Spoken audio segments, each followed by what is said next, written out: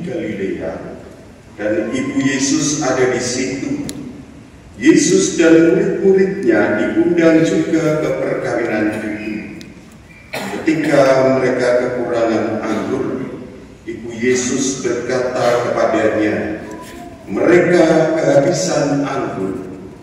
Kata Yesus kepada ibunya, "Oh, apakah engkau dari aku itu saatku belum tiba?" Tetapi ibu Yesus berkata kepada pelayan-pelayan, "Apa yang ia katakan kepadamu, lakukanlah itu." Di situ ada 6 tempayan yang disediakan untuk pembasuhan menurut adat orang Yahudi. Masing-masing isinya 80 atau 120 liter. Yesus berkata kepada pelayan-pelayan itu, "Isilah tempayan-tempayan itu penuh dengan air." Mereka pun mengisinya sampai penuh. Sesudah itu kata Yesus kepada mereka, "Sekarang cedoklah dan bawalah kepada pemimpin pesta." Lalu mereka pun membawanya. Setelah pemimpin pesta itu mencicipi air yang telah menjadi anggur itu, dan ia tidak tahu dari mana datangnya, tapi pelayan-pelayan yang mencegah air itu mengetahuinya, ia manggil mempelai laki-laki dan berkata kepadanya, "Setiap orang menghidangkan anggur yang baik dulu, dan sesudah orang puas minum, barulah yang kurang baik. Tetapi engkau menyimpan anggur yang baik sampai sekarang." Hal itu dilakukan Yesus di Kana yang di Galilea sebagai yang pertama dari tanda-tandanya. Dengan itu Yesus telah menyatakan kemuliaannya, dan murid-muridnya percaya kepadanya. Demikianlah sabda Tuhan.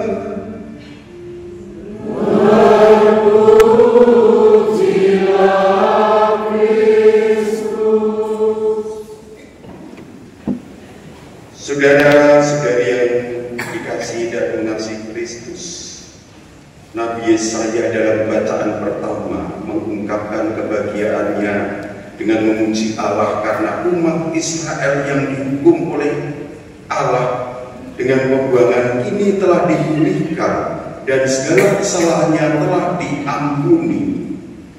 Dan rupanya Allah digambarkan seperti mempelai laki-laki, dan umat Israel ini bagaikan gereja. Saudara-saudari yang dikasihi dan mengasihi Kristus, Yesus Kristus menjadi peneguh dipulihkannya hubungan manusia dengan Allah, melimpahnya anugerah Allah dengan karunia-karunia roh menjadi bukti cinta kasih Kristus kepada gereja. Gereja adalah mempelai Kristus. Maka cara mudahnya, seperti halnya dalam bacaan Injil, ini peristiwa mujizat pertama di Kana.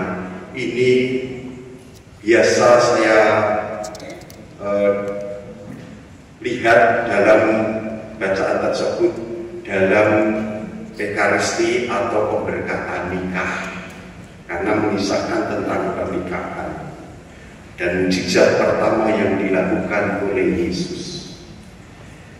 Maka dalam hal ini apa yang saya ungkapkan ini tentang seluk-beluk tentang perkawinan, terutama perkawinan secara gereja Katolik.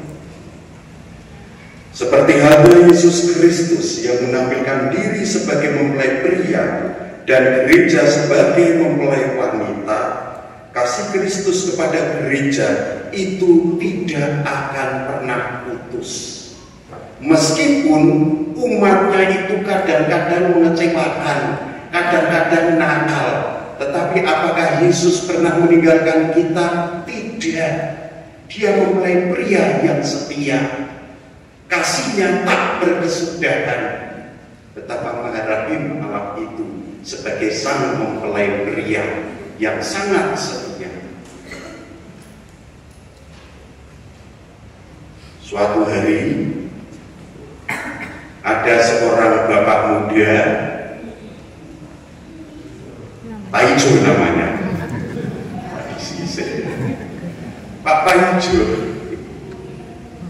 ini sudah berkeluarga, mempunyai anak laki-laki 2 kecil-kecil.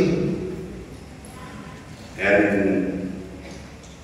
kalau anak laki-laki masih kecil-kecil pusing, lagi apa ya, bahasa Jawa lagi giras-giras gitu ya, lagi lincah-lincahnya, lagi seneng main, atau bahasa agak negatif dikit, lagi nakal-nakalnya. Suatu hari Pak Paijo ketika bekerja di kantor, dia dimarahi habis-habisan sama bosnya. Karena apa? Dia yang membuat proposal yang diserahkan kepada klien di perusahaan tempat dia bekerja. Kliennya itu tidak mau menerimanya. Proposal yang dibikin oleh Pak Paijo, dia dimarahi. Lalu sudah perpet-perpet sampai pulang kantor, yang ada di bayangan dia di depan mata dia, paling kisah di lengkas, aku tiba pecat atau enggak? Waduh ya, nenek perusahaan dipecat itu ya, dipecat. Ya sudah, taruh diterima-terima, pulang ke rumah. Pulang ke rumah, dia di jalan itu, saya rindu ingin pulang ke rumah, ketemu anak istri yang nanti akan, situasinya pasti akan menyenangkan saya.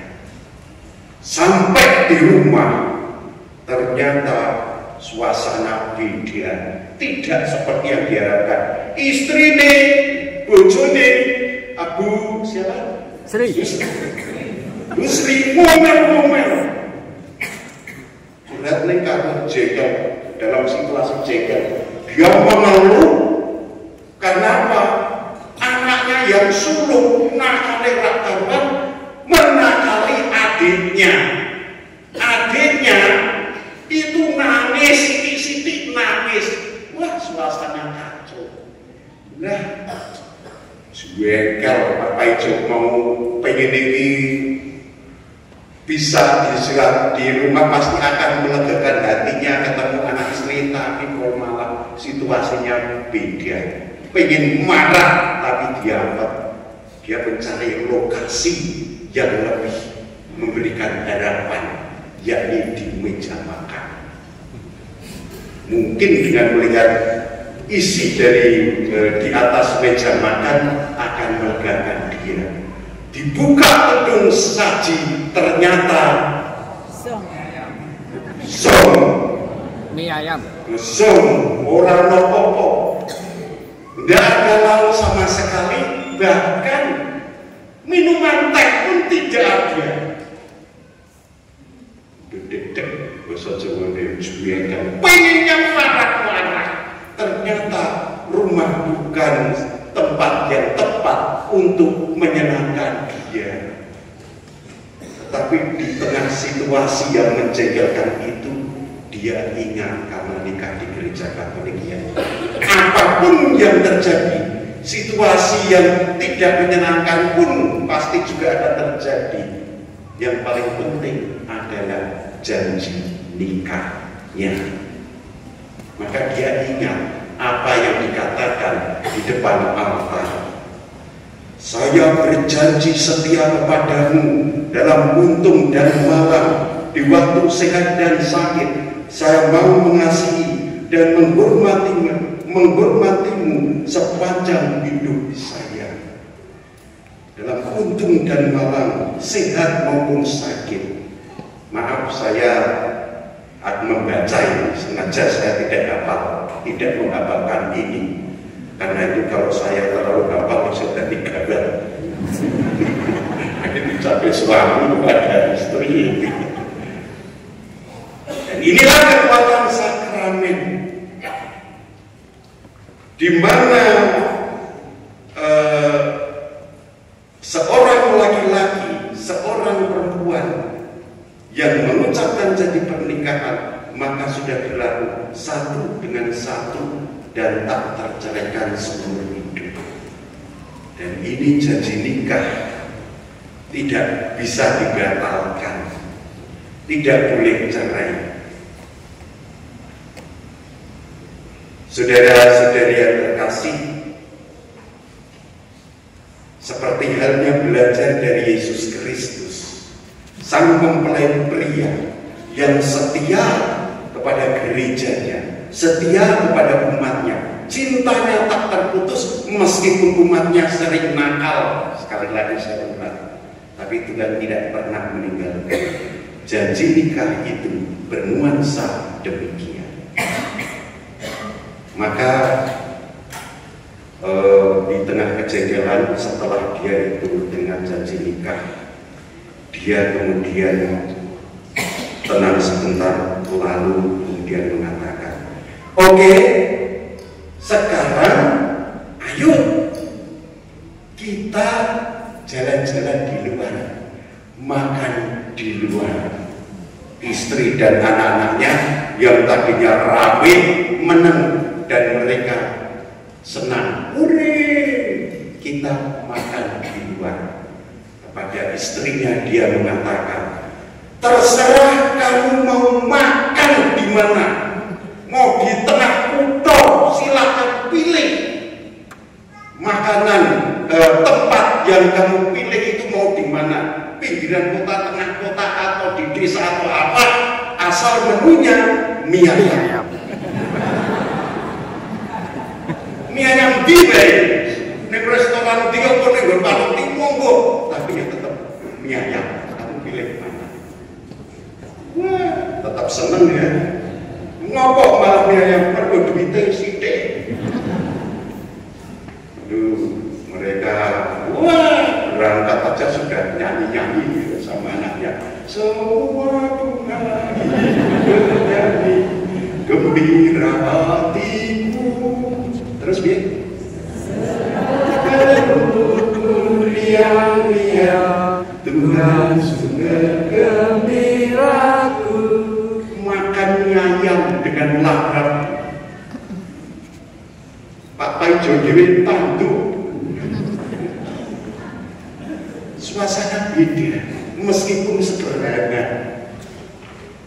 Pulangnya isih nyanyi-nyanyi meneh.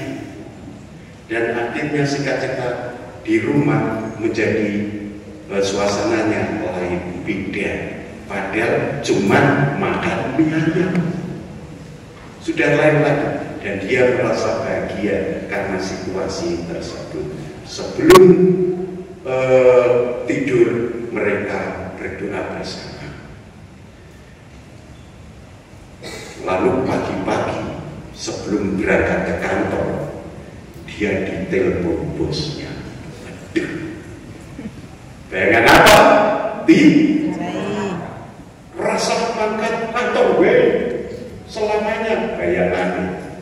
Tapi bosnya dari seberang sana mengatakan, tadi subuh-subuh saya ditelepon klien saya dan mengatakan bahwa proposalmu brilian dan mereka menerima, dan kita punya proyek miliaran rupiah. Saking senangnya dia mengatakan, silakan datang di kantor, nanti saya akan kasih kamu 30 juta sebagai bonus. Ceritanya rampung. Saudara-saudara yang dikasih dan mengasihi Kristus, pengikut Kristus yang baik selalu mengedepankan pilihan yang terbaik dalam situasi suka maupun duka. Mungkin juga dalam situasi yang sulit kita memilih jalan yang terbaik. Belajar dari Tuhan Yesus dalam keadaan duka misalnya. Situasi pernikahan itu bisa macam-macam. Gambaran perkawinan di Kana, di mana orang yang punya gawe mengalami kehabisan anggur, ini menjadi gambaran dalam rumah tangga, dalam bahtera perkawinan tentu ada masalah. Apa yang kita buat? Belajar dari Bunda Maria dan Yesus yang akan menolong. Bunda Maria menghantar pesan kepada Yesus, mau ditulungi kai. Dan Yesus meskipun mengatakan saatnya belum tiba, tetapi akhirnya Bunda Maria menyuruh pelayan-pelayan, tolong apa yang dia katakan nanti turuti aja. Akhirnya mengambil air yang banyak dan kemudian terjadilah mujizat air menjadi anggur. Masalah terselesaikan. Belajarlah dari Tuhan kita Yesus Kristus. Mohon pendampingan juga dengan Bunda Maria. Maka kita hening sejenak untuk meresapkan kata sabda sore